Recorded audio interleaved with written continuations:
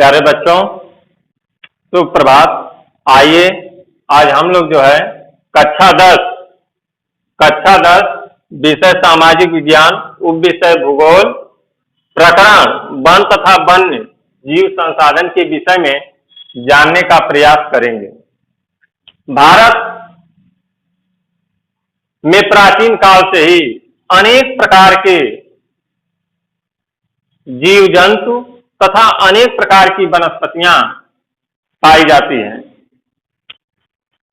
वर्तमान समय में भी इनकी बहुत सारी प्रजातियां, चाहे वो वन हो चाहे वह जीव जात हो, इनकी बहुत सारी प्रजातियां पाई जाती हैं।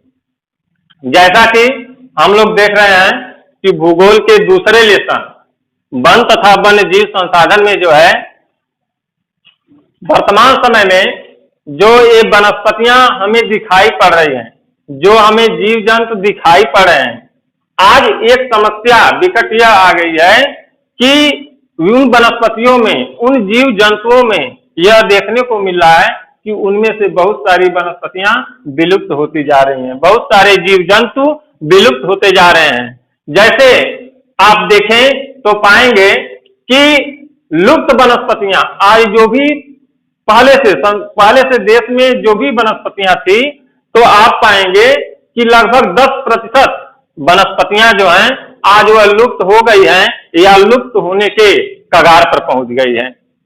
इसी प्रकार से यदि हम स्तनधारी जीवों के बारे में देखें तो 20% जीव ऐसे हैं जो आज विलुप्त हो चुके हैं या विलुप्त होने के कगार पर हैं, जिनमें आप देखेंगे चीता, पहाड़ी कोयल, इस प्रकार से अनेक जो है जीव हैं, जंतु हैं जो आज विलुप्त हो रहे हैं। आप देखें तो देश में एक समय था जब भारत आजाद नहीं हुआ था, स्वतंत्र नहीं हुआ था, तो उस समय देश में वनों का प्रतिशत अधिक था।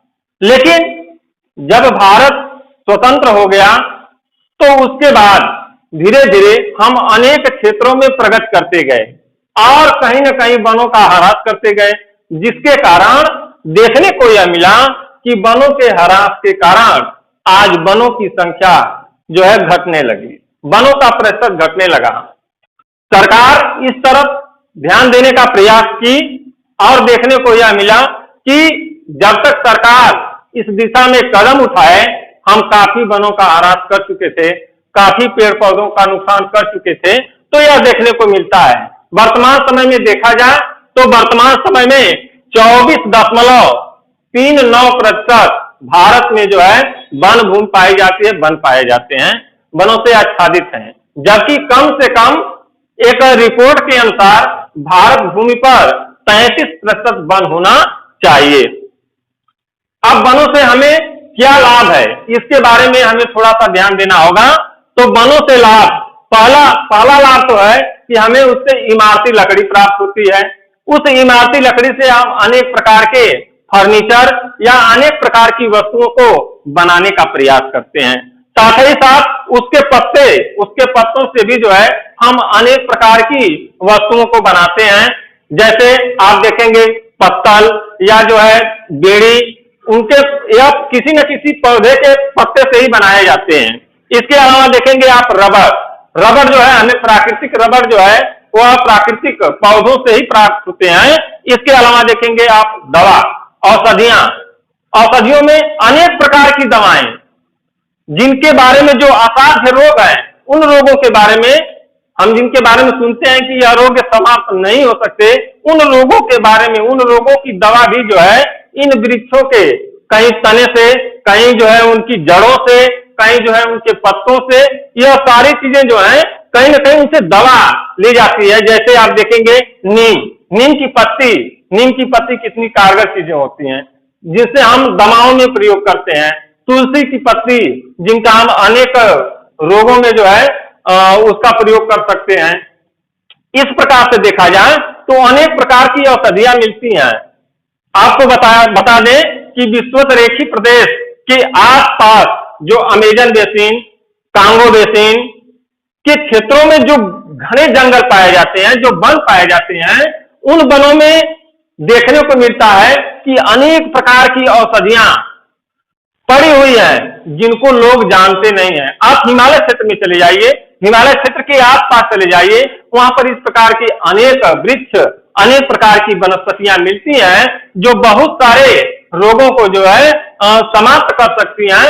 बस उनको जानने की जरूरत होती है कि यह औषधि किस रोग के कारण में आने वाली है। जैसे हिमालयन यव, हिमालयन यव एक पौधा है जिसके बारे में आप जानते होंगे। उससे होता क्या है कि वह एक ऐसी औषधि है जिसके प्रयोग से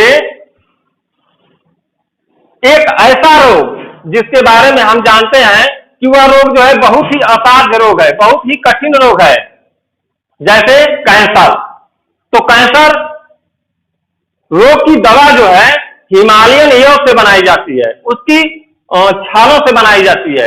तो यह देखने को मिलता है कि बहुत सारे पेड़ पौधे हैं जो हमें जिनसे दवा प्राप्त होती है। इसके अलावा आप देखेंगे तो पौधों से हमें भोजन प्राप्त होता है। भोजन मतलब कि उनसे फल प्राप्त होता है, उनसे जो है पशुओं का चारा प्राप्त होता है। इसके अलावा हमें जो है पेड़ पौधों से अनेक प्रकार की जलाऊ लकड़ियां यानी ईंधन से संबंधित लकड़ियां प्राप्त होती हैं। इसके अतिरिक्त देखा जाए तो पशुओं को जो है चारा की भी प्राप्ति होती है। तो इस प्रकार से हम कह सकते हैं कि वनों से हमें कुछ प्रत्यक्ष कुछ अप्रत्यक्ष लाभ जो है मिलता है, इसलिए वनों का होना बहुत आवश्यक है। इसके बाद देखा जाए कि वनों को हानि हमने कैसे पहुंचाया, मानव ने वनों को हानि कैसे पहुंचाया, भारत में लोगों ने वनों को हानि कैसे पहुंचाया। तो इस चीज को जब देखते हैं तो हमको सबसे प्रथम बात आती है कि रेलवे लाइन, जब रेल का निर्माण हुआ, रेलवे लाइनें बनाई गई, तो उसमें जो है बहुत सारे जंगलों को काटना पड़ा, बहुत सारी भूमि पर जो वन थे उनको काटना पड़ा, तब जाकर के रेल लाइनें बिछाई गई और तब जाकर के रेलें चलना शुरू की जो है। तो देखने को मिला कि कहीं ना कहीं हमारी रेल लाइनें जो है वह वनों के विनाश का कारण बन गई। दूसरी बात आप देखें, सड़कों का निर्माण हुआ, बहुत सारे जंगल थे, बहुत सारे वृक्ष थे, उनको काटना पड़ा, इससे भी कहीं ना कहीं वनों का नुकसान हुआ। नहरों का निर्माण किया गया। आप सुने होंगे कि बहुउद्देशीय परियोजनाएं आई तो भाई क्या हो गया, उससे तो लाभ होना चाहिए। लाभ के साथ साथ हानि यह हो गई कि बहुउद्देशीय परियोजनाएं बनाई गई, नहरें निकाली गई। जब नहरें निकाली गई तो अनेक प्रकार के जो उसमें वन थे, उनके सामने जो वृक्ष थे उनको काटना पड़ा, और जब वृक्षों को काटना पड़ा तो कहीं ना कहीं उनका प्रतिशत वनों का घटता चला गया। इसी प्रकार से देखा जाए कृषि, 1947 में कृषि का क्षेत्रफल आज के क्षेत्रफल से कम था, लेकिन किसानों ने किया क्या, अपने लाभ में स्वार्थ में आकर के जो है वह उस भूमि को धीरे धीरे साफ करना शुरू कर दिया, जंगल की भूमि को साफ करना शुरू कर दिया, उसे कृषि योग्य बना दिया। अब उसमें कृषि करने लगे तो कहीं ना कहीं जंगलों का ह्रास हुआ, कृषि का उत्पादन तो बढ़ा लेकिन हमारे वनों की क्षति हुई। तो इस प्रकार से यह देखने को मिलता है। जैसे आप सुने होंगे कि पूर्वी भारत में झूम कृषि की जाती है, वहां पर जो है जनजातीय लोग होते हैं और वे लोग करते क्या है कि जाते हैं और जाने के बाद जो है 2-3 वर्षों तक, 2-3 फसलों तक वह वहां पर रहते हैं, जंगलों को साफ करते हैं, वहां पर कृषि करते हैं, और जब वह कृषि उनके लिए अनुपजाऊ हो जाती है तो छोड़ के चले जाते हैं। तो कहीं ना कहीं वनों को हानि पहुंचाने का कार्य वह अभी इस तरह से करते हैं।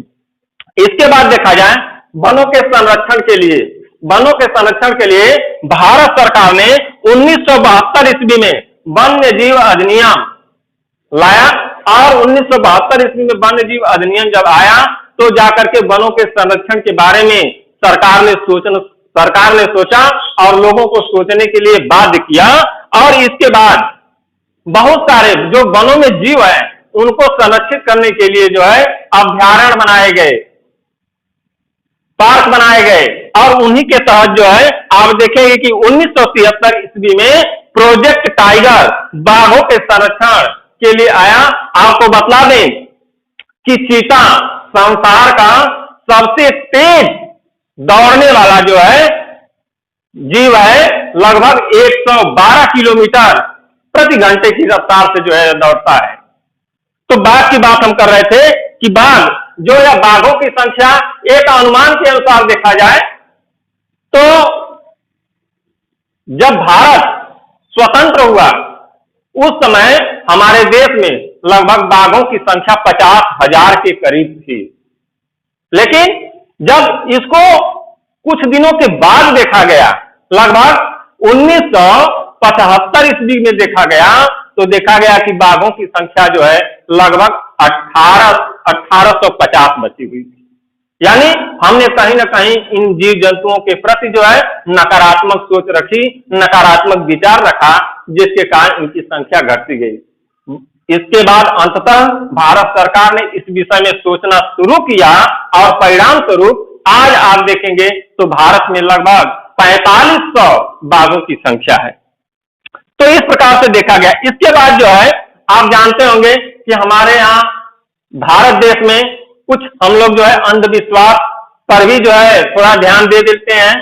तो देखने को यह मिलता है कि आदिवासी लोग, आदिम लोग जो है अनेक पेड़ पौधों, अनेक जीव जंतुओं की जो है पूजा करते हैं। जैसे आप पाएंगे कि मुंडा और संस्थाल, ये दो आदिम जनजातियां हैं जो महुआ और कदम के वृक्षों को जो है वृक्षों की पूजा करते हैं।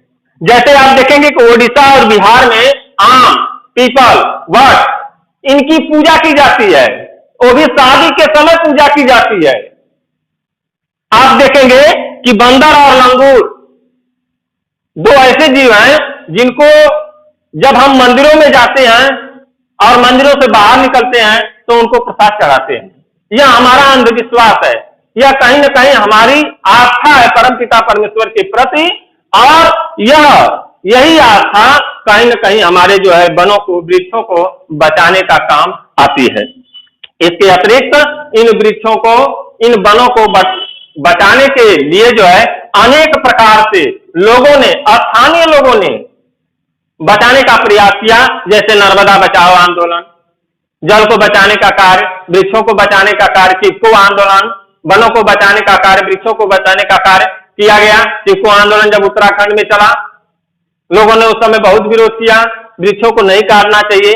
आज भारत सरकार वही बात कर रही है कि वृक्षों को नहीं काटना है, हरे भरे वृक्षों को नहीं काटना है, क्योंकि इनको काट देने से कहीं न कहीं हमारा पर्यावरण दूषित हो रहा है, कहीं न कहीं अनेक प्रकार की समस्याएं आ रही हैं। तो इन समस्याओं को समाप्त करने की आवश्यकता है, इसलिए वृक्षों को बनाए रखना होगा। यदि हमको वातावरण को शुद्ध बनाए रखना है, यदि हमें पर्यावरण को दूषित होने से बचाना है, तो इस पृथ्वी पर जितने भी जीव जंतु, जितनी भी वनस्पतियां हैं, सबका अस्तित्व होना चाहिए। बिना इनके अस्तित्व के जो है हम पर्यावरण को शुद्ध नहीं बना सकते। इस प्रकार की परिस्थितियां हमें जो है देखने को आज मिल रही है, तो इसके प्रति हमें कदापि सचेत रहने की आवश्यकता है। तो आज बस इतना ही। हाँ, एक चीज और प्यारे बच्चों, मैं यह कहना चाहूंगा कि जैसे पहले लेसन का जो रिकॉर्ड आपको प्राप्त हुआ, उसे घर पर पढ़ने का प्रयास करें। साथ ही आपके किताब से 30% कोर्स जो है छांट दिया गया है, उसे जो है मैं किसी दिन दूसरे वीडियो के माध्यम से जो है आपको बतला दूंगा कि कौन कौन सा लेसन छांट दिया गया है, और उसे आप अपनी किताब में टिक लगा करके जो है देख लीजिएगा। और उसे जो भी ये पढ़ाया जा रहा है, इसे घर पर आराम से बैठ करके और अपना वीडियो खोल करके जो है और खूब दिमाग को जो है ठंडे दिमाग से बैठ करके इसको कार्य करने का प्रयास कीजिएगा। जो भी चीजें, बातें जो समझ में न आए, उसे जो है कमेंट बॉक्स के द्वारा मुझे जरूर बताने का प्रयास कीजिएगा। धन्यवाद।